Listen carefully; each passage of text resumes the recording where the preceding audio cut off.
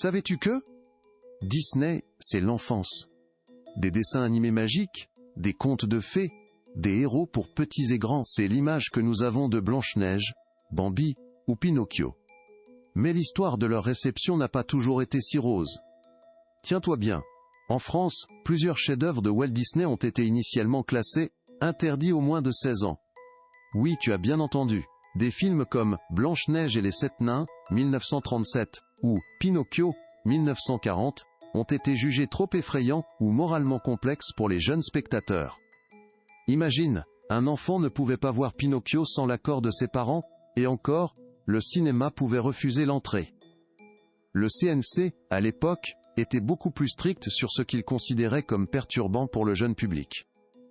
La sorcière de Blanche-Neige, les scènes de transformation ou les menaces du grand méchant loup dans Les Trois Petits Cochons étaient prises très au sérieux. Blanche-Neige, le tout premier long-métrage Disney, a été interdit aux moins de 16 ans en 1938. Idem pour Pinocchio, dès sa sortie française en 1947, où il reçoit la même classification draconienne. Bambi a même connu une classification tous publics, en 1945, puis une révision en 1947, qui le rend interdit aux moins de 16 ans. C'est un revirement stupéfiant, documenté par le Centre national du cinéma et de l'image animée, CNC lui-même. Ces décisions nous rappellent combien la perception du divertissement enfantin a évolué, le monde du cinéma a changé, et notre regard sur ce qui est pour enfants aussi.